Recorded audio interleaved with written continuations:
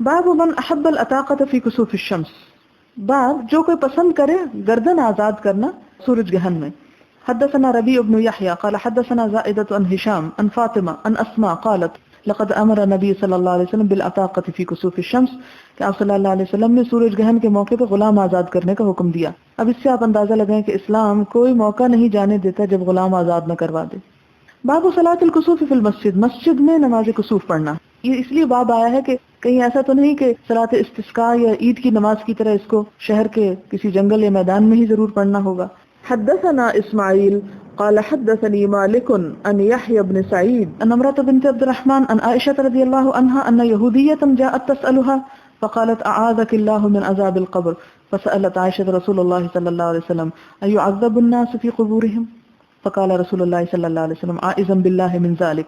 ثم ركب رسول الله صلى الله عليه وسلم ذات غداة مركب سواری فكسفت الشمس فرجع ضحى فمر رسول الله صلى الله عليه وسلم بين ظهراني الحجر ثم قام فصلى وقام الناس وراءه فقام قياما طويلا ثم ركع ركوعا طويلا ثم رفع فقام قياما طويلا وهو دون القيام الأول ثم ركع ركوعا طويلا وهو دون الركوع الأول ثم رفع فسجد سجودا طويلا ثم قام فقام قياما طويلا وهو دون القيام الأول ثم ركع ركوعا طويلا وهو دون الركوع الأول ثم قام قياما طويلا وهو دون القيام الأول ثم ركع ركوعا طويلا وهو دون الركوع الأول ثم سجد وهو دون السجود الأول ثم انصرف فقال رسول الله صلى الله عليه وسلم ما شاء الله أن يقول ثم أمرهم أن يتعوذوا من عذاب القبر. تو اس موقع پہ آپ صلی اللہ علیہ وسلم نے لوگوں کو عذاب قبر سے پناہ مانگنے کا حکم دیا تھا.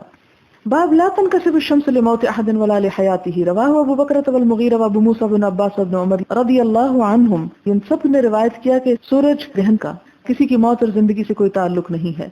حدثنا مسدد قال حدثنا يحيى عن اسماعيل قال حدثني قيس عن ابي مسعود قال قال رسول الله صلى الله عليه وسلم الشمس والقمر لا ينكسفان لموت احد ولا لحياته ولكنهما آيتان من آيات الله فاذا رأيتموها فصلوا. حدثنا عبد الله بن محمد قال حدثنا هشام قال اخبرنا معمر عن الزهري وهشام بن عروة عن عروة عن عائشة رضي الله عنها قالت كسفت الشمس على عهد رسول الله صلى الله عليه وسلم فقام النبي صلى الله عليه وسلم فصلى بالناس فأطال القراءة ثم ركع فأطال الركوع ثم رفع رأسه فأطال القراءة وهي دون قراءته في الأولى ثم ركع فأطال الركوع دون ركوعه الأول ثم رفع رأسه فسجد سجدتين ثم قام فصنع في الركعة الثانية مثل ذلك ثم قام فقال إن الشمس والقمر لا يخسفان لموت أحد ولا لحياته ولكنهما آيتان من آيات الله یریہما عبادہ فاذا رأیتم ذلک فافزعوا الی الصلاۃ، یعنی جب یہ نشانیاں دیکھو تو نماز میں جلدی کرو. باب الذکر فی الکسوف، رواہ ابن عباس رضی اللہ عنہما، یعنی سورج گرہن کے وقت اللہ کا ذکر کرنا. اور یہ اس لیے بھی شاید الگ باب آیا کہ بہت سے لوگ جیسے خواتین اگر نماز نہیں پڑھ سکتی ہیں اور اس وقت وہ دل بھی ان کا گھبرایا ہوا ہے تو وہ کیا ذکر کر سکتی ہیں کہ نہیں، تو اس وقت وہ ذکر کر لیں. اور وہ بھی کر سکتے ہیں ذکر جو نماز بھی پڑھ چکے ہوں مثلا یا پڑھنا چاہتے ہوں. حدثنا محمد بن العلاء قال حدثنا ابو اسامہ عن برید بن عبد اللہ عن ابي بردة عن ابي موسى قال خسفت الشمس فقام النبي صلى الله عليه وسلم فزعا يخشى ان تكون الساعة. آپ صلی اللہ علیہ وسلم سورج کے گرہن ہونے سے ڈر گئے اور آپ نے سمجھا کہ شاید قیامت آ رہی ہے. فقام النبي صلى الله عليه وسلم فزعا فيخشى ان تكون الساعة فأتى المسجد، مسجد آئے فصلى بأطول قيام وركوع وسجود، تو آپ نے اپنے عام رکوع سجود اور قیام سے بڑھ کے لمبی نماز پڑھی. رأيته قط يفعله، میں نے ایسا آپ کو کبھی کرتے ہوئے نہیں دیکھا تھا. وقال هذه الآيات التي يرسل الله، یہ اللہ کی نشانی ہے جن کو بھیجتا ہے. لا تكون لموت احد ولا لحياته، کسی کی موت زندگی سے ان کا نہیں تعلق. ولكن يخوف الله بها عباده، ان سے اللہ تعالیٰ اپنے بندوں کو ڈراتا ہے. فإذا رأيتم شيئا من ذلك، جب اس قسم کی کوئی چیز دیکھو فافزعوا إلى ذکر اللہ، تو اللہ کے ذکر کی طرف لپکو. ودعائه واستغفاره، اور دعا کی طرف اور استغفار کی طرف. یعنی آپ کا جو گھبرانا تھا وہ دراصل کس لیے تھا کہ آپ اس بات سے گھبرا رہے کہ قیامت کا گہن تو نہیں لگ گیا. باب الدعاء فی الکسوف، کسوف میں دعا مانگنا. قال هو ابو موسیٰ و عائشہ رضی اللہ عنہما عن النبی صلی اللہ علیہ وسلم، اس بات کو حضرت عائشہ رضی ابو موسیٰ نے حضور صلی اللہ علیہ وسلم سے روایت کیا. حدثنا ابو الولید قال حدثنا زائدہ قال حدثنا زیاد بن علاقہ قال سمعت المغیرة بن شعبة يقول انكسفت الشمس يوم مات ابراہیم فقال الناس انكسفت الشمس لموت ابراہیم فقال رسول الله صلى الله عليه وسلم ان الشمس والقمر آيتان من آيات الله لا ينكسفان لموت احد ولا لحياته فاذا رأيتموها فادعوا الله وصلوا حتى ينجلي، جب تم یہ دیکھو اللہ سے دعا کرو. یہ ہے باب سے مناسبت، اور نماز پڑھو یہاں تک کہ وہ چھٹ جائے. باب قول الامام فی خطبۃ الکسوف اما بعد، اس خطبے میں بھی امام کا اما بعد کہنا یعنی سورج گرہن کے خطبے میں.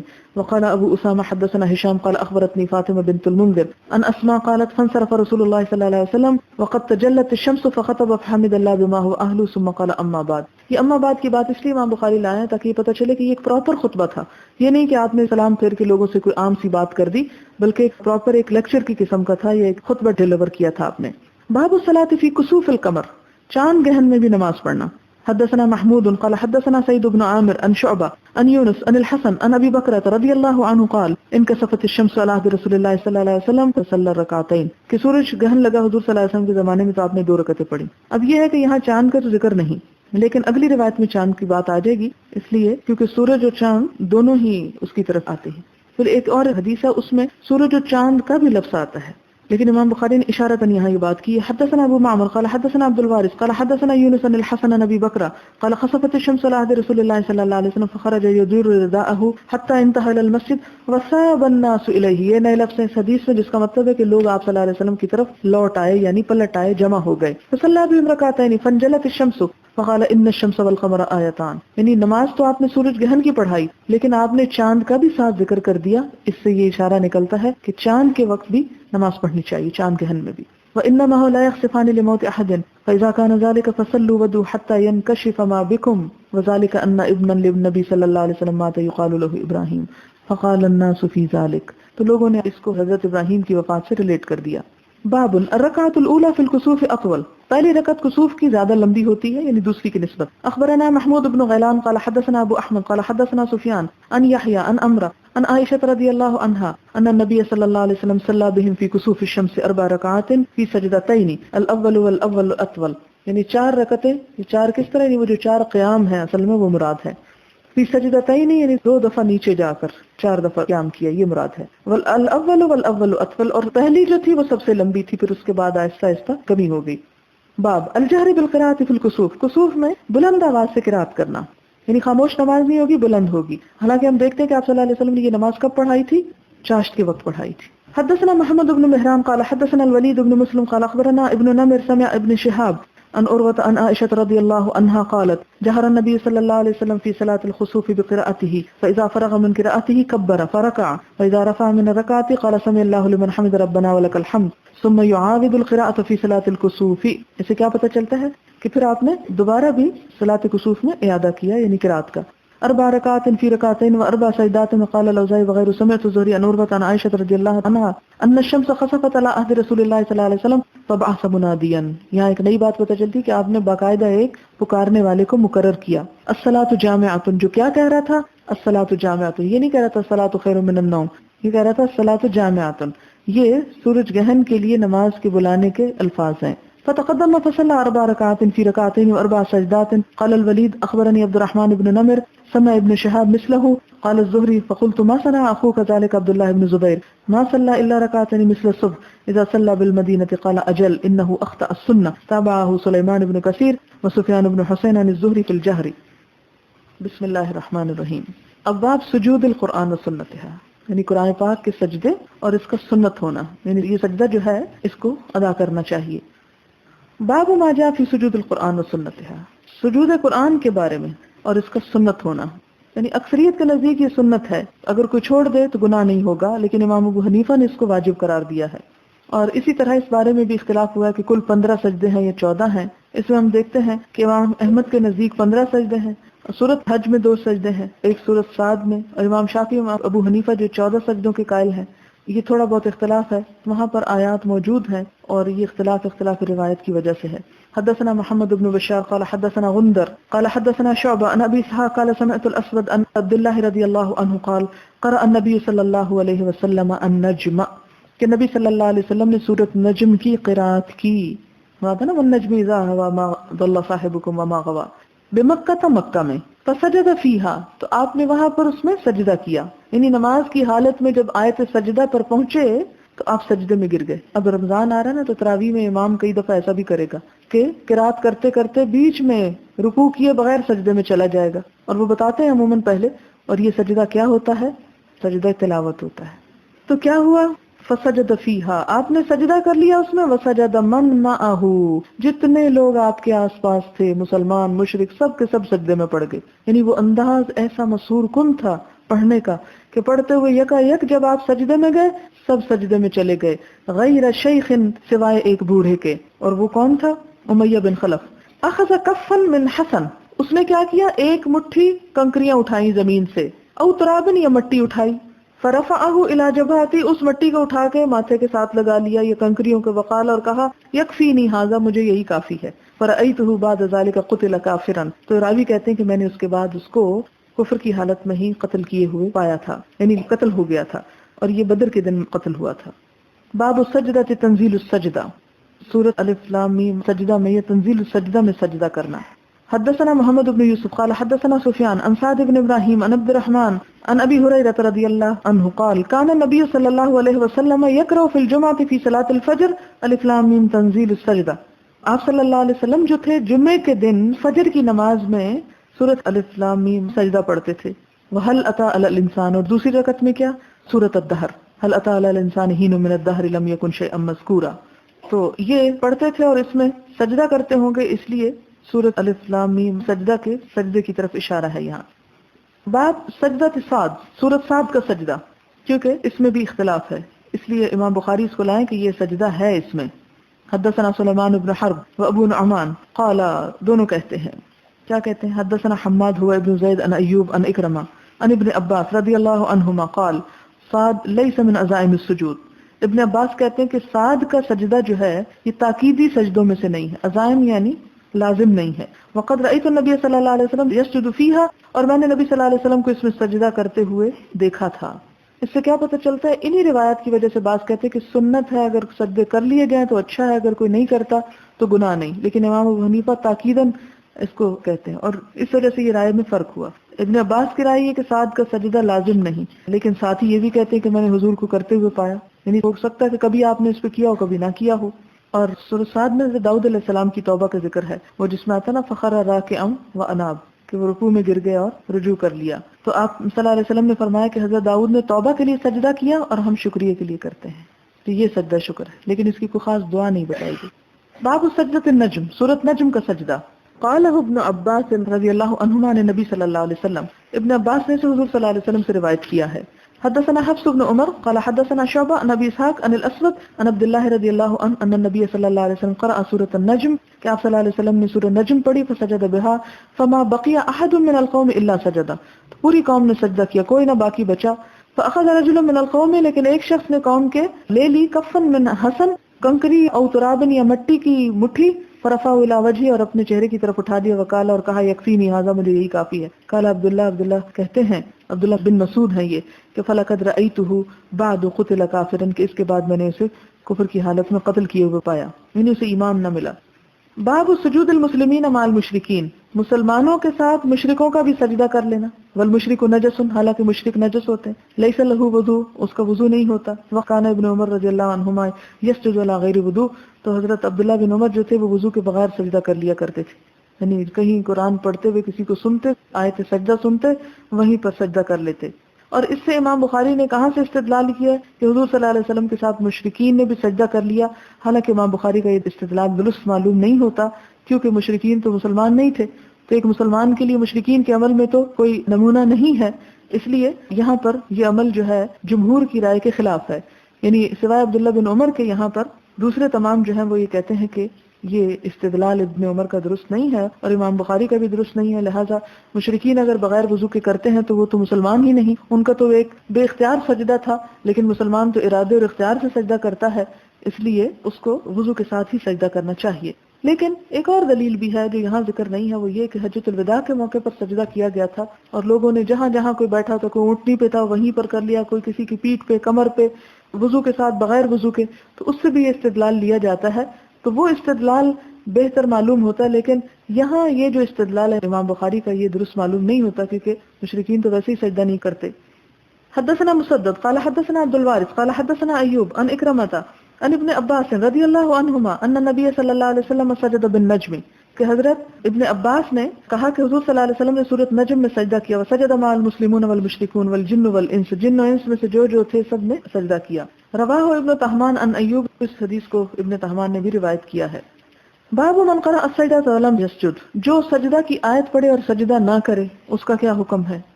इससे असल में इमाम बुखारी उस राय का इजहार कर रहे हैं कि जिनके नजदीक सजदा तिलावत वाजिब नहीं है, लेकिन इससे ये लाजिम नहीं है, ये भी तो हो सकता है कि वो शख्स उस वक्त ना करे, किसी और वक्त कर ले, ठीक है ना। हदसना सुलेमान इब्न दाऊद अबू रबी قال حدثنا إسماعيل بن جعفر قال حدثنا يزيد بن خصيفة عن ابن قصيط عن عطاء بن يسار أنه أخبره أنه سأل زيد بن ثابت رضي الله عنه فزعم أنه قرأ على النبي صلى الله عليه وسلم والنجم فلم يسجد فيها. عطاء بن يسار زید بن ثابت سے پوچھتے ہیں کہ کیا سورہ والنجم میں سجدہ ہے؟ انہوں نے کہا میں نے حضرت صلی اللہ علیہ وسلم کو یہ سورت پڑھ کے سنائی تھی اور آپ نے اس میں سجدہ نہیں کیا تھا. یعنی جیسے بچے سبق سناتے ہیں استاد کو، مثلا آپ دیکھیں کہ جو لوگ حفظ کراتے ہیں، اگر وہ آیت سجدہ حفظ کرا رہے ہیں تو ان پہ تو پڑھ گئے بہت سارے سجدے. تو ایسی صورت میں جب کہ کوئی پڑھ کے سنا رہا ہو اور وہ تلاوت غرض نہ ہو، صرف سبق سنانا ہو مقصود ہو، تو اگر وہ سجدہ نہ بھی کیا جائے تو حرج نہیں ہے. حدثنا عاصم بن ابي اياس قال حدثنا ابن ابي ذئب قال حدثنا يزيد بن عبد الله بن قصيط عن عطاء بن يسار عن زيد بن ثابت قال قرأت على النبي صلى الله عليه وسلم والنجم فلم يسجد فيها. حضرت زید بن ثابت کہتے ہیں کہ میں نے نبی صلی اللہ علیہ وسلم پر پڑھا کیا، والنجم، سورۃ نجم، فلم یسجد فیہا، اور اس میں انہوں نے سجدہ نہیں کیا. یعنی اس سے یہ بھی پتہ چلتا ہے کہ فوری طور پر بھی سجدہ ضروری نہیں، اور یہ بھی پتہ چلتا ہے کہ ایک مجلس میں اگر 10 دفعہ کوئی سجدہ کی آیت پڑھے تو بھی ایک سجدہ کافی ہو جاتا ہے. باب السجدہ اذا السماء انشقت، سورۃ اذا السماء انشقت کا سجدہ. حدثنا مسلم بن ابراہیم ومعاذ بن فضالہ قال اخبرنا هشام عن يحيى عن ابي سلمة قال رأيت ابا هريرة رضي الله عنه قرأ اذا السماء انشقت فسجد بها فقلت يا ابا هريرة الم ارك تسجد. میں نے کہا ابو ہریرہ کیا میں نے تمہیں سجدہ کرتے نہیں دیکھا، یعنی میں نے تمہیں سجدہ کرتے دیکھا ہے تو تم نے یہاں سجدہ کیوں کیا ہے. قال لو لم ارى النبي صلی اللہ علیہ وسلم يسجد لم اسجد، کہ اگر حضور صلی اللہ علیہ وسلم سجدہ نہ کرتے تو میں بھی نہ کرتا. یعنی یہاں پر سجدہ کرنا چاہیے. اس سے امام بخاری یہ حدیث اس لیے لائیں کہ امام مالک کے نزدیک 11 سجدے ہیں اور وہ سورۃ اذا السماء انشقت اس کا سجدہ نہیں مانتے. آپ کہیں گے یہ کیا بات ہے، ایک 11 کہتا ہے، دوسرا 14 کہتا ہے، تیسرا 15 کہتا ہے، ہم کیا کریں. تو مشکل یہ ہے کہ احادیث ان ائمہ کے بعد جمع ہوئی ہیں. یعنی امام مالک بہت ابتدا میں آگے تھے اور امام مالک نے بھی احادیث جمع کی اور کتاب موطا لکھی. پہلی حدیث کی جو کتاب جمع کی گئی وہ موطا ہے. آپ کو معلوم ہے کہ امام مالک جو تھے وہ 40 سال تک اس کو جمع کرتے رہے، لکھتے رہے، کاٹتے رہے، پڑھتے رہے، اور اسی لیے اس کا نام موطا رکھا گیا. وطا کا مطلب ہوتا ہے روندنا، یعنی بہت زیادہ اس میں غور و فکر کیا گیا اور بہت زیادہ اس کو پڑھا گیا اور اس کی چھان پھٹک کی گئی. اور اس کے باوجود سارا علم جمع نہیں ہوا تھا. کیوں؟ اس لیے کہ آپ صلی اللہ علیہ وسلم کی وفات کے بعد صحابہ کرام بعض جہاد کی وجہ سے، بعض اور اسباب سے بہت علاقوں میں پھیل گئے تھے اور ان کے ساتھ ساتھ علم بھی پھیل گیا تھا. اسی وجہ سے ہم دیکھتے ہیں کہ وہ ایک ایک حدیث کے لیے مہینے کا سفر کر کے جا رہے ہیں، کیونکہ جب آپ صلی اللہ علیہ وسلم خود موجود تھے تو لوگوں کو ضرورت پیش نہیں آتی تھی کہ کسی اور سے پوچھیں، وہ ڈائریکٹ آپ سے پوچھتے تھے. لیکن جب آپ کی وفات ہو گئی تو پھر لوگوں کو پریشانی ہوئی اور انہوں نے ان چیزوں کو جمع کرنا شروع کر دیا. ہوتے ہوتے یہ پھر تیسری صدی میں سب کچھ جا کے ایک جگہ پر اکٹھا ہوا ہے. اس سے پہلے جو لوگ تھے وہ کسی کے پاس ایک حصہ ہے، کسی کے پاس دوسرا ہے، تو جس کو جو ملا اس نے وہی عمل کر لیا. جیسے آپ دیکھیں کہ کچھ مسلمان فوت ہو گئے تھے بیت اللہ کی طرف قبلے کا حکم آنے سے پہلے ہی، تو اللہ تعالیٰ نے کیا فرمایا، ما کان اللہ لیضیع ایمانکم، اللہ تمہارے ایمان کو، تمہاری نمازوں کو ضائع نہیں کرتا. کیونکہ صحابہ کرام نے کہا کہ اگر ہمارا اصل قبلہ بیت اللہ تھا تو بیت المقدس کی طرف جنہوں نے نمازیں پڑھی اور انہوں نے ابھی ادھر رخ ہی نہیں کیا، ان کا کیا بنا. ایک شخص مسلمان ہوا اس اسلام میں اور نمازیں جتنی بھی اس نے پڑھی اپنی زندگی میں ساری بیت المقدس کی طرف تھی، اس کو موقع ہی نہیں ملا بیت اللہ کی طرف منہ کر کے نماز پڑھنے کا، کیونکہ اس پیریڈ میں روک دیا گیا تھا. اب لوگوں کو فکر ہوا کہ اگر اصل قبلہ یہ تھا تو اس کا کیا بنے گا جو فلاں شخص اس دوران میں نمازیں پڑھ کے مر گیا. اللہ تعالیٰ کیا فرماتے ہیں، اللہ نے تمہاری نمازیں ضائع نہیں کی. کیوں؟ اس لیے کہ اس کو وہی حکم پہنچا تھا اور وہ اسی پر تھا، اس نے اسی کو صحیح سمجھ کے کیا، اس کی وفات ہوئی، اس کا وہی عمل قابل قبول ہو گیا. لیکن ایک وہ شخص جو کہے کہ اچھا اس نے وہ کیا تھا تو میرے لیے بھی وہی کافی ہے، اور وہ کعبہ کو چھوڑ کر ادھر منہ کر لے، تو یہ درست نہیں ہوگا. اسی طرح امام مالک کو ہو سکتا ہے کہ یہ حدیث ہی نہ پہنچی ہو کہ جس میں سورۃ اذا السماء انشقت کے سجدے کا ذکر ہے، اس لیے اگر انہوں نے اس کے خلاف اپنی رائے کا اظہار کیا ہے تو اس میں کوئی اچنبھے کی بات نہیں ہونی چاہیے اور کوئی پریشانی کی بات نہیں. ہم دیکھتے ہیں کہ جب بعد میں چیزیں جمع ہو گئی اور یہ روایت مل گئی تو ہمیں امام مالک کی رائے چھوڑ کر پھر اس حدیث کو لے لینا چاہیے اور اس میں سجدہ کو اختیار کر لینا چاہیے، اور اس امام کی رائے کو لے لینا چاہیے کہ جن تک یہ حدیث پہنچی تھی اور انہوں نے 14 کا ذکر کیا یا پھر 15 کا بھی ذکر ہوا. تو یہ چیز جو ہے یہ بڑی نیچرل ہے، اور علم کا جو نیچرل فلو تھا ان نیچرل نہیں تھا کہ سب لوگوں کو زبردستی پکڑ کے ہر چیز رٹوا دی گئی. نہیں، اس میں بہت وسعت تھی. پھر اسی طرح آگے آتا ہے باب من سجد لسجود القاری، سننے والے کا سجدہ کرنا جبکہ وہ قاری پڑھ رہا ہو. وقال ابن مسعود کہتے ہیں لتمیم ابن حزلم، تمیم بن حزلم کو، وهو غلام، اور وہ لڑکے تھے. فقرأ علیہ سجدتن، تو انہوں نے آپ پر سجدہ کی آیت پڑھی. فقال، تو انہوں نے کہا، کیا کہا؟ اسجد، سجدہ کرو. فإنک امامنا فیہا، کیونکہ تو ہمارا امام ہے اس سجدے میں. تو اس سے کیا پتہ چلتا ہے کہ سننے والے کو اس وقت سجدہ کرنا چاہیے جب پڑھنے والا سجدہ کر لے، یعنی اس کے پیچھے اس کو فالو کرنا چاہیے، اس سے پہلے نہیں کرنا چاہیے. مراد یہ ہے خواہ وہ غلام ہی. اور غلام کا لفظ کیوں لائے امام بخاری؟ کہ اگر کوئی شخص غلام ہے اور وہ آیت پڑھا تو آپ کہیں اچھا ہم غلام کے پیچھے کیوں سجدہ کریں، یا کوئی بچہ پڑھ رہا تو آپ کہیں اچھا بچے کے پڑھنے سے میں سجدہ کروں، نہیں. یا کوئی عورت پڑھ رہی ہے اور مرد سن رہا ہے تو آپ کہیں اچھا عورت کے پیچھے ہم سجدہ کر لیں. تو امام بخاری یہ لا کر یہ بتا رہے ہیں کہ سجدہ کی آیت کوئی بھی پڑھے، سننے والے کو سجدہ کر لینا چاہیے اس کے پیچھے. حدثنا مسدد قال حدثنا يحيى حدثنا عبيد الله قال حدثني نافع عن ابن عمر رضي الله عنهما قال كان النبي صلى الله عليه وسلم يقرأ علينا السورة التي فيها السجدة، کہ نبی صلی اللہ علیہ وسلم ہمارے سامنے سورت پڑھتے جس میں سجدہ ہوتا. فيسجد ونسجد حتى ما يجد احدنا موضع جبهته، تو آپ سجدہ کرتے پھر ہم بھی سجدہ کرتے اور یہاں تک کہ بعضوں کو پیشانی زمین پر رکھنے کی جگہ نہ ملتی تھی. حتی ما یجد احدنا، یہاں تک کہ نہ پاتا ہم میں سے کوئی ایک، کیا نہ پاتا؟ موضع جبہتہ، اپنی پیشانی کی جگہ. اس سے کیا پتا چلتا ہے کہ کتنی کثرت سے لوگ سجدے کی آیت پر سجدہ کیا کرتے تھے. اگر زمین پہ جگہ نہیں ملی تو دوسرے کی پشت پہ ہی سجدہ کر لیا، جہاں جگہ ملی وہیں پر سجدہ کر لیا. اسی لیے یہ بھی ایک روایت میں آتا ہے کہ ایک صحابی جو تھے وہ سواری کرتے وقت اگر آیت سجدہ آتی تو سواری پر ہی اشارے سے سجدہ کر لیا کرتے تھے. باب ازدحام الناس اذا قرأ الامام السجدہ، لوگوں کا ہجوم جب امام سجدہ کی آیت پڑھے. حدثنا بشر بن آدم قال حدثنا علی بن مسہر قال اخبرنا عبید اللہ ان نافع عن ابن عمر قال كان النبي صلی اللہ علیہ وسلم يقرأ السجدة، کہ نبی صلی اللہ علیہ وسلم سجدہ کی آیت پڑھتے تھے. ونحن عنده، اور ہم آپ کے پاس تھے. فيسجد ونسجد معه فنزدحم حتى ما يجد احدنا لجبهة موضع يسجد عليه. اس سے کیا پتہ چلتا ہے کہ ہجوم کی حالت میں کسی کی کمر پہ سجدہ کیا جا سکتا ہے. جیسے آپ حج اور عمرے کے دوران بعض اوقات ایسی جگہ پہ آ جاتے ہیں کہ جہاں زمین پہ، اور جمعے کے دن خاص طور پر وہاں پر، اور عید کے دن فرش پہ خوش قسمت لوگوں کو اس سجدے کا موقع ملتا ہے، یا ختم کے دن، تراویح کی آخری رات، دعا کے دن. تو اس سے کیا پتہ چلتا ہے کہ اگر انسان زمین پہ جگہ نہیں ملتی تو دوسرے کی کمر پہ یا جہاں بھی کوئی چیز جو بھی سامنے آ جائے اس پہ سجدہ کیا جا سکتا ہے.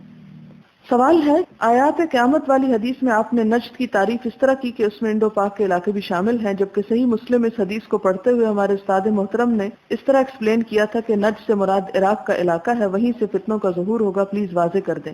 آپ اگر حدیث دوبارہ پڑھیں تو اس میں صرف نجد کا لفظ نہیں آتا، مشرقی علاقے آتے ہیں، اور اس جگہ سے مشرقی علاقے کی حد نجد پہ ختم نہیں ہو جاتی، وہاں سے مشرقی علاقوں میں سب چیزیں آ جاتی ہیں، اور نجد کا الگ سے بھی ذکر آتا ہے. تو ہم اس کو نجد بھی کہہ سکتے ہیں، اور نجد کے بعد کے ممالک جو ہیں اس ڈائریکشن پر، اس پہ، کیونکہ جب آپ نے یمننا اور شامنا کا لفظ استعمال کیا تو دائیں اور بائیں کی بات کی، اور اس کے مقابلے میں جب مشرق کی طرف کی بات کی تو اس میں صرف ایک خاص علاقہ نہیں، آپ نے نجدنا نہیں اس روایت میں کہا بلکہ مشرقی علاقوں کی طرف اشارہ کیا، تو اس سے مراد یہ بھی ہو سکتے ہیں. سوال ہے، نماز کسوف یا خسوف میں جب لمبا رکوع کرتے ہیں یا سجدہ کرتے ہیں تو اس رکوع میں کیا صرف تسبیح پڑھتے ہیں یا پھر قرات بھی کرتے ہیں؟ نہیں، صرف تسبیح پڑھتے ہیں. رکوع اور سجدے میں تسبیحات ہی پڑھی جاتی ہیں اور کثرت سے پڑھی جاتی ہیں، اس لیے وہ لمبے ہو جاتے ہیں. یعنی خصوصاً کسوف اور خسوف کی نماز میں آپ صلی اللہ علیہ وسلم کی سنت یہ ہے کہ سجدہ اور رکوع طویل کیا گیا. سورج گہن یا چاند گہن کو پہلے زمانے میں کہتے تھے کہ اور دوسری چیزوں کی طرح ان پر خدا کا عذاب ہوتا ہے، اس وجہ سے نماز کسوف پڑھتے تھے، یعنی سورج کا عذاب ٹل جائے. حدیث میں ایسی بات نہیں ہے. جی ہاں، ایسی نہیں ہے. اسی لیے آپ صلی اللہ علیہ وسلم کی جو دی ہوئی تعلیم ہے وہ بہت سے ہمارے توہمات کا خاتمہ کرتی ہے. اور پھر یہ اگر سوچا بھی جائے تو انہوں نے کیا گناہ کیا ہے کہ ان پہ عذاب آ گیا؟ وہ تو سب اللہ کی تسبیح کر رہے ہیں اور اللہ تعالیٰ کی اطاعت کر رہے ہیں. دوسری بات، حاملہ عورتوں کے لیے تاکید تھی کہ وہ سیدھی لیٹی رہیں، کچھ کانٹ چھانٹ نہ کریں. بچے پر اثر پڑتا ہے، جبکہ کچھ مثالیں ایسی ہیں کہ حمل کے دوران انہوں نے کچھ کاٹا تو بچے کا ہونٹ یا کان کا کچھ حصہ کٹا ہوا تھا. برائے مہربانی وضاحت کر دیں. میرا خیال ہے کہ یہ بھی صرف سوچ کی بات ہے، اور بہت سے اوقات میں ہم جیسا سوچتے ہیں ویسا ہی ہو جاتا ہے. کسی بھی حدیث سے یا کسی بھی طبی تحقیق سے یہ بات ثابت نہیں ہے، یہ لوگوں کا خیال ہے، اور خیال کی درستگی کا کوئی بھی ثبوت نہیں ہے. بہت سے لوگ جو نہیں بھی کاٹتے تو ان کے بھی ساتھ ایسا ہو سکتا ہے. اسی طرح جب لوگ آپ صلی اللہ علیہ وسلم کے زمانے میں حضرت ابراہیم کی وفات کے ساتھ سورج گرہن کو ریلیٹ کرنے لگے تو آپ نے بطور خاص اس کی تردید فرمائی کہ ایسا نہ کرو. مجھے یہ بات سمجھ نہیں آ رہی کہ سورج گرہن کی نماز سورج گرہن ہوتے ہوئے پڑھنی ہے یا اس کے بعد. میرے خیال ہے آپ کلاس میں حاضر نہیں تھے، اس لیے کہ یہ حدیث ایک دفعہ نہیں بارہا آئی. اب مجھے سمجھ آتا ہے کہ امام بخاری ایک ہی حدیث بار بار کیوں لاتے ہیں، اور ہر دفعہ یہی بات آئی کہ آپ نے گہن پہ پڑھنا شروع کی اور اتنی لمبی پڑھی حتیٰ کہ سورج صاف ہو گیا. ان جلت الشمس کا لفظ آتا ہے، کیونکہ بعض لوگ کہتے ہیں کہ جب سورج کو گہن لگے تو نماز نہیں پڑھنی چاہیے. یہ لوگوں کا دین ہے جس کا سند سے کوئی تعلق نہیں. کیا سجدہ تلاوت کے لیے باوضو ہونا ضروری ہے؟ اس میں رائے مختلف ہیں. بعض کے نزدیک لازم ہے، اور وہ تمام شرائط وہی عائد کرتے ہیں جو نماز کے سجدے کے لیے ہوتی ہیں. اور بعض یہ کہتے ہیں کہ حجۃ الوداع کے موقع پہ جب آپ صلی اللہ علیہ وسلم نے سجدہ کیا اور سب نے کیا تو ضروری نہیں کہ سب باوضو ہی ہوں. اور اسی طرح وہ امام بخاری مکہ کا وہ واقعہ لائیں کہ جس میں آپ نے سورۃ النجم پڑھی اور سجدہ کیا تو جو بھی تھے سب جھک گئے سوائے ایک بوڑھے کے. لیکن یہ ہے کہ یہ ان دونوں رائےوں میں بہتر یہی ہے کہ احتیاط، کہتے ہیں نا کہ وہ چیز جو تمہیں شک میں ڈالے اسے چھوڑ دو اور وہ لے لو جو شک سے پاک ہو. تو تقویٰ کا تقاضا بھی یہی ہے. اس لیے ہم ان دو رائےوں میں احتیاط والی اور افضل رائے لیں کہ جس میں باوضو سجدہ کرنا چاہیے. حدیث میں ہے لوگ قرآن پڑھتے وقت سپارے پر سجدہ کرتے ہیں، کیا ایسا کر سکتے ہیں؟ میرا خیال ہے حدیث میں تو یہ نہیں ہے، لیکن سپارے پہ سجدہ نہیں کرنا چاہیے. آپ اس کو بند کر کے ایک طرف کر لیں اور تکیہ ہو یا اسی طرح کوئی بھی اور چیز جو پاک ہو تو اس پہ آپ سجدہ کر سکتے ہیں. اگلا سوال ہے کہ اگر کیسٹ سے قرآن پاک سنیں اور تلاوت کے دوران سجدہ آ جائے تو کیا سجدہ کرنا ہوگا؟ جی ہاں، جب آپ غور سے سن رہے ہوں گے تو آپ کو کرنا ہوگا، لیکن اگر آپ کو پتہ ہی نہیں چلا اور آیت گزر گئی تو اس صورت میں پھر نہیں ہوگا. اگلا سوال ہے جاگنے والے پر نماز کے لیے سوئے ہوئے کو اٹھانے کی ذمہ داری کس حد تک ہے؟ اگر فرض نماز کا ٹائم ہے تو آپ کو جگانا پڑے گا. کیا ایک دفعہ کہنا کافی ہے؟ نہیں، ایک دفعہ کہنا کافی نہیں، کیونکہ بعض اوقات ایک دفعہ سے دوسرے لوگ نہیں اٹھتے، اور یا پھر زبردستی اٹھانا چاہیے. اس میں یہ ڈیپینڈ کرتا ہے کہ آپ کس کے ساتھ یہ زبردستی کر رہے ہیں. کیا ہمیں یہ اختیار اور اجازت ہے کہ ہم کسی کی تکلیف یا تھکاوٹ سے واقف ہوں تو اس وجہ سے اسے نماز کے وقت نہ اٹھائیں کہ جب خود آنکھ کھلے گی تو پڑھ لے گا؟ نہیں، آپ اسے اٹھائیں، وہ پڑھ کے دوبارہ سو جائے. لیکن ان الصلاۃ کانت علی المؤمنین کتابا موقوتا، نماز تو وقت کی پابندی کے ساتھ فرض ہے. اور 10 سال کے ہوں تو بچوں کے ساتھ بھی پھر تھوڑی سختی کرنے کی اجازت ہے، تو بڑوں کے ساتھ بھی اس کی جا سکتی ہے. لیکن ڈیپینڈ کرتا ہے نا کہ آپ کی وہ سختی ہے کیسے. اس میں آپ ایک دفعہ ہلائیں آرام سے، دوسری دفعہ تھوڑا اس سے اگلا زیادہ جھٹکا، اور تیسری دفعہ پکڑ کے ہاتھ سے اٹھا کے بٹھا دیں. یعنی جیسے میں اپنے بچوں کو ایک ہلے میں نہیں جگاتی، کیونکہ ایک ہلے میں وہ ڈر جاتے ہیں، نفرت پیدا ہوتی ہے. آپ ایک دفعہ کہیں، تھوڑا سا بولیں، تھوڑا سا ہلائیں جلائیں، پھر چلے جائیں اور کوئی کام کر لیں. تھوڑی دیر بعد پھر تیسری دفعہ اگر نہیں اٹھے تو پھر آپ بستر بھی ہٹا دیں اور ان کو اٹھا کے بٹھا دیں. کیونکہ بچے ہیں نا، ان کو تو نہیں آنکھ کھلتی ان کی، ہماری نیند اور ان کی میں بہت فرق ہے، تو اپنے پہ نہیں قیاس کرنا چاہیے. بعض اوقات آپ اٹھاتے ہیں ان کو اور آپ بتاتے ہیں میں تیسری دفعہ اٹھا رہی ہوں، تو کہتے ہیں نہیں آپ پہلی دفعہ اٹھا رہے ہیں. وآخر دعوانا الحمد للہ رب العالمین. سبحانك اللهم وبحمدك نشهد أن لا إله إلا أنت نستغفرك ونتوب إليك والسلام عليكم ورحمة الله وبركاته. نحمده ونصلي على رسوله الكريم، أما بعد، فأعوذ بالله من الشيطان الرجيم. بسم الله الرحمن الرحيم. رب اشرح لي صدري ويسر لي أمري واحلل عقدة من لساني يفقهوا قولي. باب من رأى أن الله عز وجل لم يجب السجود، جس کا یہ خیال ہے کہ اللہ تعالیٰ نے سجدہ واجب نہیں کیا. وقیل عمران ابن حسین، عمران بن حسین صحابی سے کہا گیا کہ الرجل یسمع السجدہ، کہ ایک شخص سجدے کی آیت سنتا ہے، ولم یجلس لہا، اور سننے کی نیت سے نہیں بیٹھتا، بس ایسے ہی اس کے کان میں پڑ جاتی. بعض اوقات کوئی پڑھ رہا ہوتا، سبق یاد کر رہا تھا، آپ پاس سے گزر جاتے ہیں، آپ کے کان میں پڑ گئی آواز، اب کیا ہوگا؟ قال ارأیت لو قعد لہا، کیا تمہارا خیال ہے کہ اگر وہ اس نیت سے بیٹھا بھی ہو کہ سننے کے لیے قرآن بیٹھا ہے اور پھر سن لیا اس نے، کأنہ لا یجب علیہ، تو انہوں نے اس کے اوپر اس کو واجب نہیں کیا. یہ کس کی رائے ہے؟ عمران بن حسین صحابی جو تھے وہ سجدہ تلاوت کو واجب نہیں سمجھتے تھے. وقال سلمان، اور حضرت سلمان فارسی کیا کہتے ہیں؟ ما لہذا غدونا، ہم اس کام کے لیے نہیں آئے تھے، یعنی ہم تو ایسے ہی آئے تھے اور یہ آیت ہماری کان میں پڑ گئی لہذا ہم سجدہ نہیں کریں گے، مراد یہ ہے. وقال عثمان رضی اللہ عنہ، حضرت عثمان رضی اللہ تعالیٰ عنہ کہتے ہیں انما السجدۃ علی من استمعها، سجدہ اس پر واجب ہے جس نے اس کو غور سے سنا، یعنی جو سننے کی نیت سے بیٹھا ہوا ہو. وقال الزہری، زہری کہتے ہیں لا یسجد الا ان یکون طاہرا، کہ سجدہ نہ کرے مگر یہ کہ پاکی کی حالت میں ہو، یعنی اگر کوئی پیریڈز کی حالت میں سجدہ کی آیت سنتا ہے تو وہ سجدہ نہیں کرے گا. اذا سجدت وانت فی حضر، جب تم سجدہ کرو اور تم اپنے گھر پر ہو، فاستقبل القبلہ، تو تم قبلے کی طرف منہ کرو. فإن كنت راكبا اگر سوار ہو فلا عليك حيث كان وجهك تو نہیں ہے تجھ پر مگر یہ کہ جہاں تمہارا چہرہ ہو، یعنی جدھر کو منہ ہو سواری کا ادھر ہی سجدہ تلاوت ہو سکتا ہے. وكان الصائب بن يزيد لا يسجد للسجود القاص. صائب بن یزید صحابی جو تھے یہ قصہ گو کے سجدے کی آیت پڑھنے پہ سجدہ نہیں کیا کرتے تھے.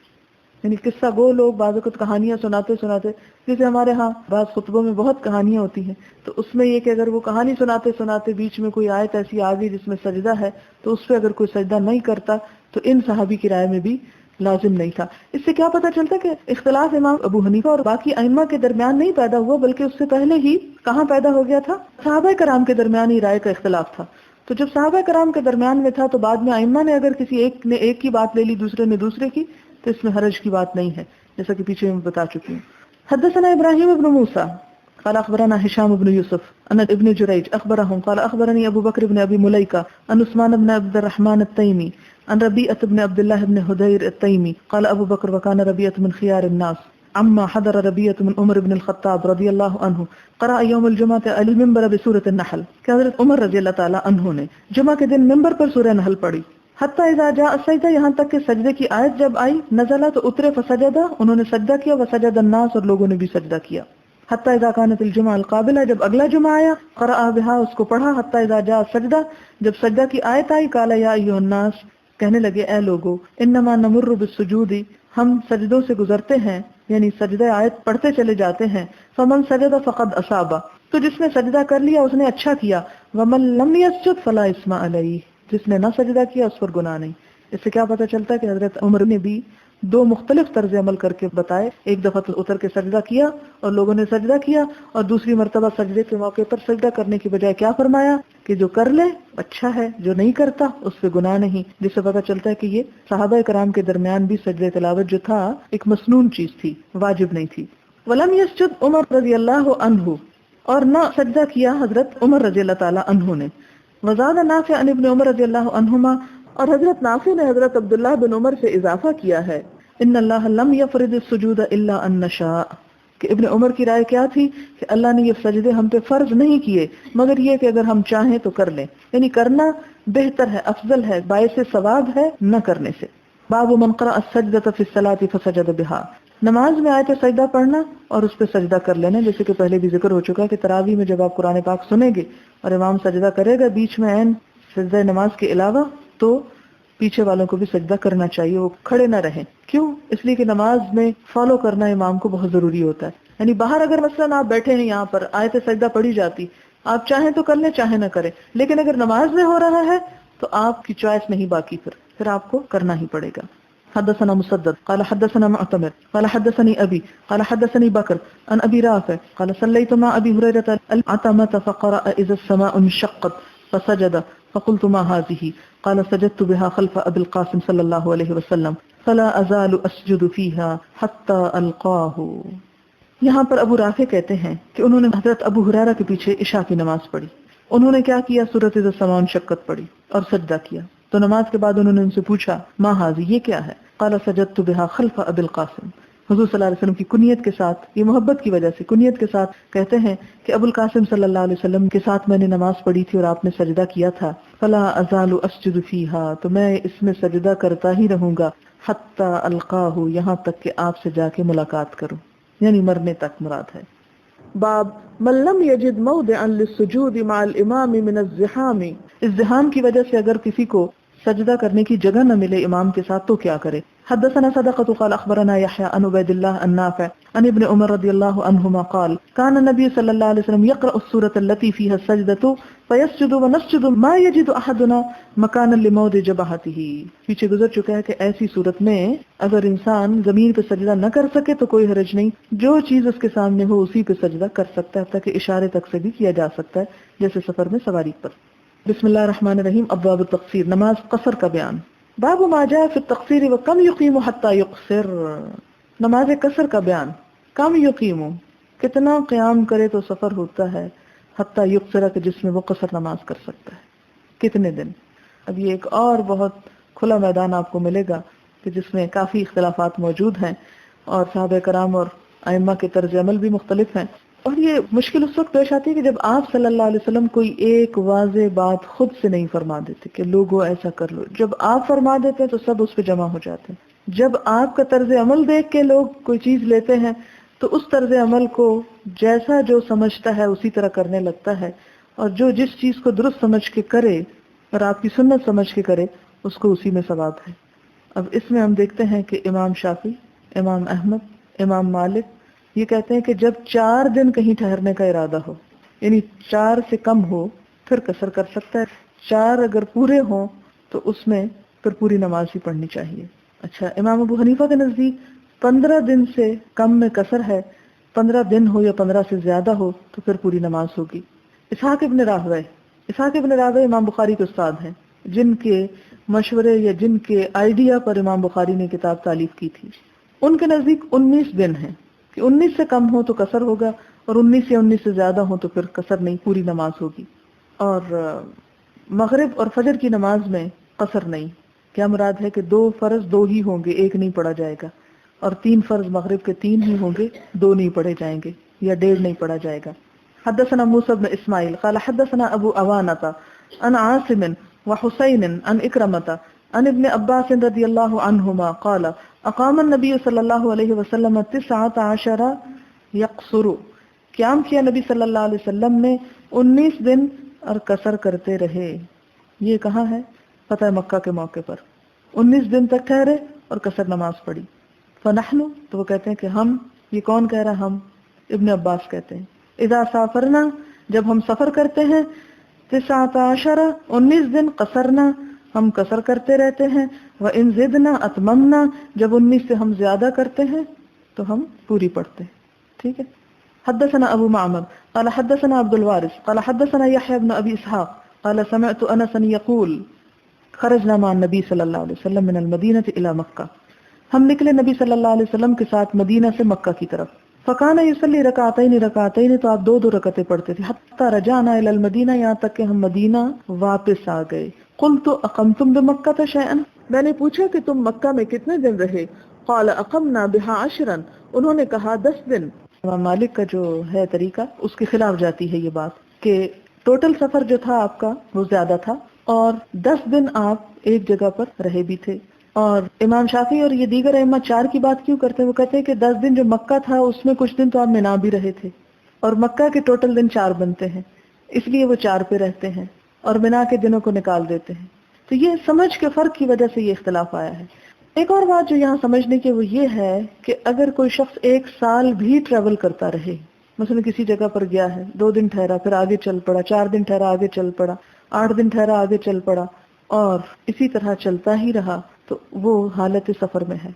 اس روایت سے پتہ چلتا نا کہ نبی صلی اللہ علیہ وسلم مدینہ سے نکل کر مدینہ تک جتنے بھی دن باہر رہے مسلسل سفر کی حالت میں رہے، یا کچھ دن تھوڑا تھوڑا قیام بھی کیا، جیسے مکہ کے بارے میں 10 دن، تو انہوں نے سفر میں قصر ہی پڑی. پھر اسی طرح آپ دیکھیں کہ وہ مکہ اور منا جو ہے، بعض لوگ ان کو ایک ہی علاقہ تصور کرتے ہیں اور بعض کہتے ہیں نہیں، مکہ الگ جگہ ہے اور منا جو ہے وہ الگ جگہ ہے، اس لیے اس کو 10 دن نہیں شمار کرتے، ان کو پھر سپلٹ کر دیتے ہیں. باب الصلاۃ بمنا، منا میں نماز، یعنی جیسے ہم لوگ حج وغیرہ کرنے کو جاتے ہیں تو منا میں جو نمازیں پڑھی جاتی ہیں وہ 2-3 دن جو ٹھہرا جاتا ہے تو کتنی نماز پڑھیں گے؟ حدثنا مسدد قال حدثنا يحيى عن عبيد الله قال اخبرني نافع عن عبد الله رضي الله عنهما قال صليت مع النبي صلى الله عليه وسلم. حضرت عبداللہ بن عمر کہتے ہیں کہ میں نے نبی صلی اللہ علیہ وسلم کے ساتھ نماز پڑھی بمنا، منا میں، رکعتین، 2 رکعتیں. وہ ابی بکر، حضرت ابو بکر کے ساتھ بھی، وہ عمر اور عمر کے، وہ عثمان اور عثمان رضی اللہ تعالیٰ عنہ کے ساتھ بھی، صدرا من امارتی، ان کی خلافت کے شروع میں. ثم اتمہا، پھر وہ پوری نماز پڑھنے لگے. کیوں؟ اس لیے کہ انہوں نے مکہ میں شادی کر لی تھی، تو وہ کہنے لگے کہ اب مکہ میرے لیے میرا گھر ہو گیا ہے، اس لیے میں یہاں پر قصر نہیں پڑتا. حدثنا ابو الولید قال حدثنا شعبہ قال انبانا ابو اسحاق قال سمعت حارث بن وهب قال صلى بنا النبي صلی اللہ علیہ وسلم آمن ما كان بمنا رکعتین، کہ نبی صلی اللہ علیہ وسلم نے امن کی حالت میں منا میں 2 رکعتیں پڑھی. یہ امن کی بات کیوں آ گئی؟ کیونکہ قرآن پاک کی جو آیت اس سے پیچھے آپ نے پڑھی جس میں آتا ہے کہ ان خفتم، صلاۃ الخوف میں جو آیت آئی ہے کہ اگر تمہیں خوف ہو کہ دشمن تمہیں فتنے میں ڈالے گا تو تم نماز میں تقصیر کرو. اور اس رائے کو بہت سے لوگ لے لیتے ہیں جی یہ تو صرف صلاۃ خوف میں قصر جائز ہے، امن کے سفر میں قصر نہیں جائز. تو اس روایت سے کیا پتہ چلتا ہے کہ منا میں آپ کو کوئی خطرہ نہیں تھا، حرم میں تھے، اشہر حرم تھے، لیکن پھر بھی آپ نے قصر ہی پڑھی. اور اس کے بارے میں یہ بھی آتا ہے کہ ایک شخص نے آپ صلی اللہ علیہ وسلم سے پوچھا تھا کہ اب امن ہے تو کیوں قصر پڑی جائے، تو آپ نے فرمایا یہ اللہ تعالیٰ کا صدقہ ہے، اسے قبول کرو، یعنی انعام ہے. اور ایک اور حدیث میں آتا ہے آپ صلی اللہ علیہ وسلم نے فرمایا کہ جس طرح اللہ تعالیٰ کو یہ بات پسند ہے کہ اس کی پابندیوں کو قبول کیا جائے، اسی طرح یہ بھی پسند ہے کہ اس کی رخصتوں کو قبول کیا جائے، اور یہی دین معتدل ہے. حدثنا قتيبة قال حدثنا عبد الواحد عن الأعمش قال حدثنا إبراهيم قال سمعت عبد الرحمن بن يزيد يقول صلى بنا عثمان بن عفان رضي الله عنه بمنن 4 ركعات. عبد الرحمن بن یزید کہتے ہیں کہ حضرت عثمان نے 4 رکعتیں منا میں پڑھائیں. فقیل فی ذلك لعبد الله بن مسعود، یہ بات حضرت عبداللہ بن مسعود کو بتائی گئی، یعنی کہی گئی. فاسترجع، تو انہوں نے انا للہ و انا الیہ راجعون پڑھا. ثم قال، پھر کہا صلیت مع رسول اللہ صلی اللہ علیہ وسلم بمنن رکعتین، کہ میں نے تو حضور صلی اللہ علیہ وسلم کے ساتھ منا میں 2 ہی رکعتیں پڑھی تھیں. وصلیت مع ابی بکر رضی اللہ عنہ بمنن رکعتین، اور حضرت ابو بکر کے ساتھ بھی جب میں گیا تو 2 ہی پڑھی. وصلیت مع عمر بن الخطاب رضی اللہ عنہ بمنن رکعتین، اور عمر بن خطاب کے ساتھ بھی میں نے یہی 2 رکعتیں پڑھی. فلیت حظی، ہائے میری قسمت، من 4 رکعات، کہ 4 رکعتیں پڑھی، رکعتان متقبلتان، کہ مجھے 2 مقبول رکعتیں پڑھنے کا موقع ملتا ہے. اس کا مطلب کیا تھا اس بات کا کہ کاش ان خلاف سنت 4 رکعتوں کے بدلے سنت کے مطابق 2 رکعتیں پڑھنے کا موقع ملتا. اب اس میں ایک اور بات آپ دیکھیں کہ حضرت عثمان تو چونکہ اپنا ایک عذر بیان کرتے ہیں، وہ تو 4 پڑھتے ہیں، لیکن امام جو پڑھے تو پیچھے والوں کو وہی پڑھنا پڑتا ہے. تو عبداللہ بن مسعود اس پہ افسوس کر رہے ہیں کہ کاش مجھے وہی 2 رکعتیں پڑھنے کو ملتی جو حضور پڑھا کرتے تھے، بنسبت اس کے کہ میں کسی اور کے پیچھے 4 پڑھوں. اس سے آپ اندازہ لگائیں کہ صحابہ کرام کے اندر اتباع سنت کا کتنا زیادہ شوق تھا اور کتنی تڑپ تھی کہ آپ صلی اللہ علیہ وسلم کے مقابلے میں اگر کسی صحابی کا کسی مجبوری کی وجہ سے بھی کچھ اور عمل ہوتا تو بھی وہ اس پر کس کو پریفر کرتے؟ سنت کے اتباع کو. یعنی ان کا خیال کیا تھا؟ رکعتان متقبلتان. یہ کیوں ان کو متقبلتان کہتے ہیں؟ کہ جو کام سنت کے مطابق ہو وہ زیادہ قبولیت کا درجہ رکھتا ہے. باب کم اقام النبی صلی اللہ علیہ وسلم فی حجتہ، حضور صلی اللہ علیہ وسلم نے اپنے حج کے سفر میں کتنا قیام کیا. حدثنا موسیٰ بن اسماعیل قال حدثنا وہیب قال حدثنا ایوب عن ابی العالیۃ البراء عن ابن عباس رضی اللہ عنہما قال قدم النبی صلی اللہ علیہ وسلم واصحابہ لصبح رابعۃ یلبون بالحج، کہ نبی صلی اللہ علیہ وسلم تشریف لائے اور آپ کے ساتھی بھی لصبح رابعۃ 4 ذو الحج کو. یلبون بالحج، وہ تلبیہ کہہ رہے تھے حج کا. فامرهم ان یجعلوها عمرۃ، تو آپ نے ان کو حکم دیا کہ عمرہ کر لیں اس کو. الا من کان مع الہدی، مگر وہ جس کے پاس ہدی ہو، یعنی جانور ہو قربانی کا. تابعہ عطاء عن جابر، اسے عطاء نے جابر سے روایت کیا، جابر بن عبداللہ سے.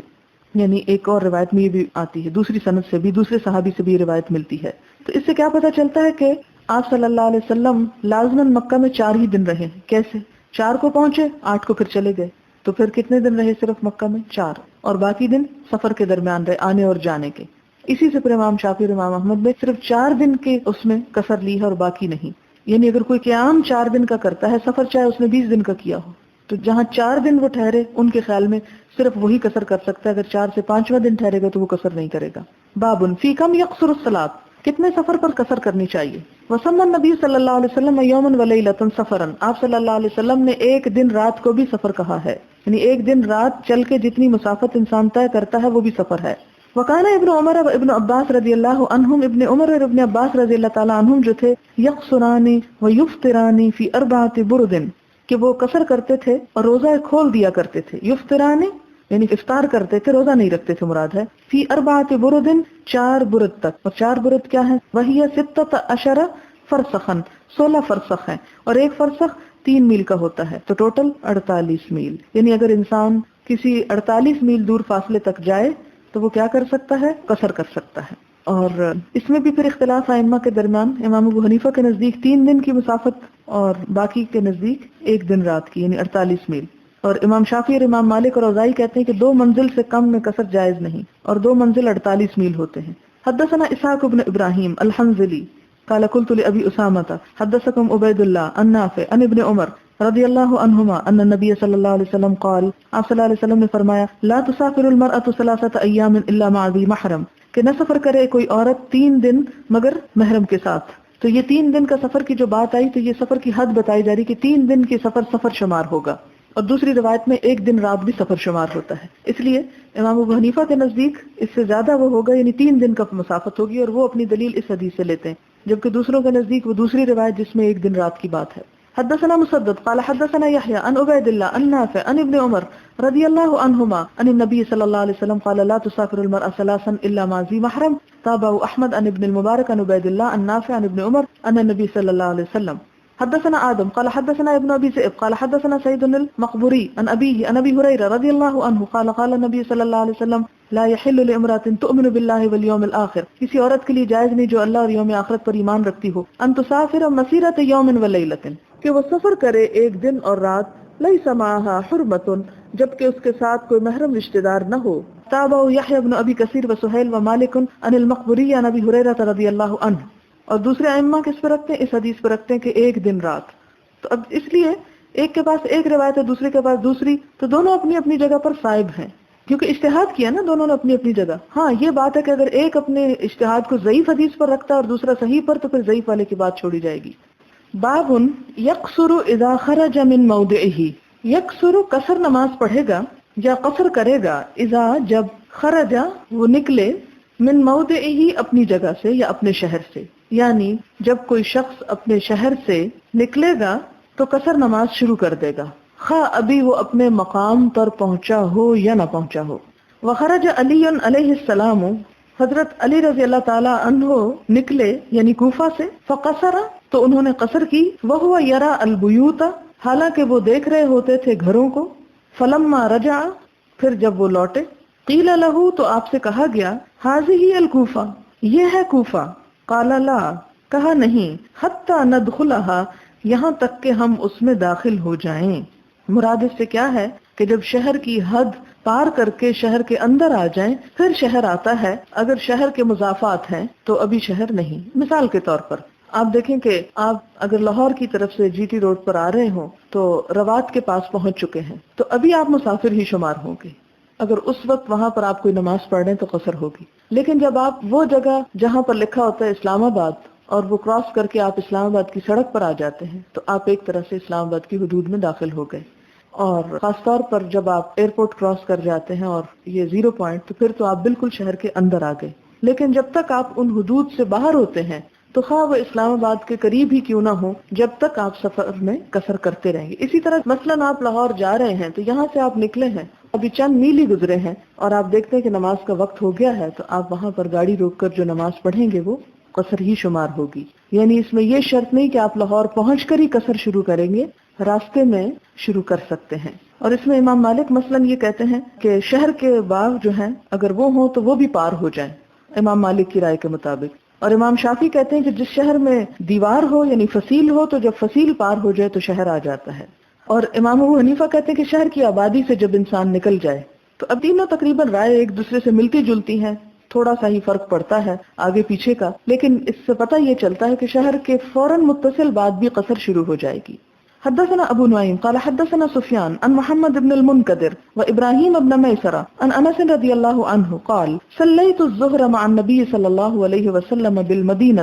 میں نے ظہر کی نماز پڑھی آپ صلی اللہ علیہ وسلم کے ساتھ مدینہ میں، 4 رکعتیں یعنی پوری نماز پڑھی. والعصر اور عصر کی نماز پڑھی بذل حلیفہ، ذل حلیفہ میں، رکعتین صرف 2 رکعتیں، یعنی ذل حلیفہ میں 2 رکعتیں. اور ذل حلیفہ جیسا کہ آپ جانتے ہیں کہ مدینہ سے تھوڑی ہی دور باہر ہے. اور آپ صلی اللہ علیہ وسلم نے شہر سے نکلنے کے فوراً بعد قصر نماز شروع کر دی، یہ مراد ہے. حدثنا عبداللہ بن محمد قال حدثنا سفیان عن الزہری عن عروہ عن عائشہ رضی اللہ عنہا قالت الصلاۃ، حضرت عائشہ کہتی ہیں کہ نماز اول ما فرضت، سب سے پہلے جب فرض کی گئی، رکعتان تو صرف 2 رکعتیں تھیں. فاقرت صلاۃ السفر، تو باقی رکھی گئی سفر کی نماز. واتمت صلاۃ الحضر، اور پوری کر دی گئی حضر کی نماز یعنی 4 رکعتیں 2 کی بجائے. قال الزہری، تو زہری کہتے ہیں فقلت لعروہ، تو میں نے عروہ سے پوچھا ما بال عائشہ تتم، حضرت عائشہ کا کیا خیال تھا، وہ کیوں پوری نماز پڑھتی تھی.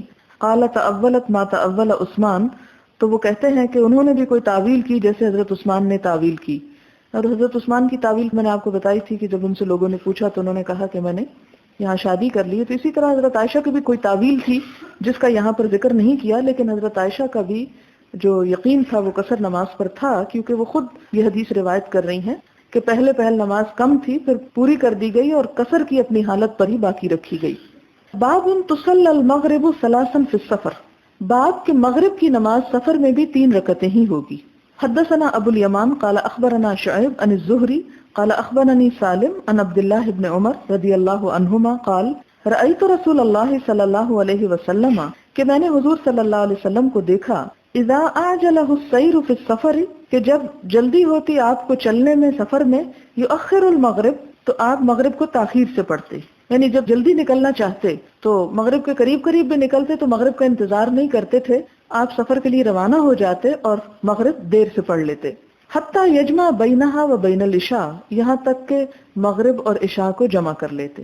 بعض اوقات آپ دیکھیں کہ آپ سفر کے لیے نکلنا چاہتے ہیں، آپ نکلنے لگتے ہیں، تیاری کرتے ہیں، سامان رکھتے ہیں، اتنے میں کوئی فون آ جاتا ہے، آپ نکلنے لگتے ہیں، کوئی اور کام پڑ جاتا ہے، اور پھر آپ دیکھتے ہیں اچھا ابھی مغرب کو 15 منٹ ہے، بہتر ہے میں پڑھ کے چلوں، تو ہو سکتا ہے اس 15 منٹ میں جہاں آپ کو پہنچنا ہے رات، وہاں آپ اور تاخیر سے پہنچ رہے ہیں۔ مثلاً آپ کو کہیں 10:30 پہنچنا ہے تو آپ وہاں 11:45 پہنچ رہے ہیں، ہے تو 15 منٹ لیکن 10:30 اور 11:45 میں بھی فرق پڑ جاتا ہے۔ تو اس لیے کیا اجازت دی گئی کہ ایسی صورت میں انسان مغرب کے قریب بھی اگر سفر شروع کر رہا ہے تو وہ چل پڑے اور آگے جا کر مغرب اور عشاء کو جمع کر لے۔ قال سالم، حضرت سالم جو حضرت عبداللہ بن عمر کے بیٹے ہیں کہتے ہیں، وَقَانَ عبد اللہ يَفْعَلُهُ، حضرت عبداللہ بن عمر ایسا ہی کیا کرتے تھے، اذا عَجَلَهُ السَّيْرُ، جب جلدی ہوتی ان کو چلنے میں، یعنی جلدی نکلنا چاہتے تو وہ بھی مغرب اور عشاء جمع کر لیتے۔ وزاد اللیث، اور لیث کہتے ہیں، حدثني یونس عن ابن شہاب قال سالم کان ابن عمر رضی اللہ عنہما یجمع بین المغرب والعشاء بالمزدلفہ، ابن عمر جو تھے مغرب اور عشاء کو مزدلفہ کے مقام پر جمع کر کے پڑھتے۔ پیچھے بھی یہ گزر چکا ہے کہ حضور صلی اللہ علیہ وسلم نے ان مقامات پر نمازیں جمع کر کے پڑھی۔ قال سالم، حضرت سالم کہتے ہیں، وأخر ابن عمر المغربہ، اور تاخیر سے پڑھی ابن عمر نے مغرب، وکان استصرخ علی امرأتہ صفیہ بنت ابی عبید، اور ان کو اپنی بیوی حضرت صفیہ بنت عبید کی بیماری کی خبر آئی۔ استصرخ، صرخ کا مطلب ہوتا ہے چیخنا، یعنی ایسی آواز یا ایسی اطلاع کہ جس سے انسان کو تکلیف محسوس ہو۔ فقلت له الصلاۃ، میں نے ان سے کہا کہ نماز، فقال صرف، تو کہا نہیں چلو، یعنی ابھی نماز کا بے شک وقت آ ہی رہا ہے لیکن ابھی ہم انتظار نہیں کر سکتے، ہمیں سفر شروع کر دینا چاہیے۔ اس سے کیا پتہ چلتا ہے کہ بعض اوقات کوئی فوتگی ہو جاتی ہے، تو آپ ادھر اذان ہونے والی ہے اور ادھر آپ کو اطلاع ملتی ہے، تو آپ کو معلوم ہے کہ آپ کے رشتہ دار بہت تکلیف دہ حالت میں ہوں گے، تو آپ نماز پڑھنے کی بجائے سفر شروع کر سکتے ہیں۔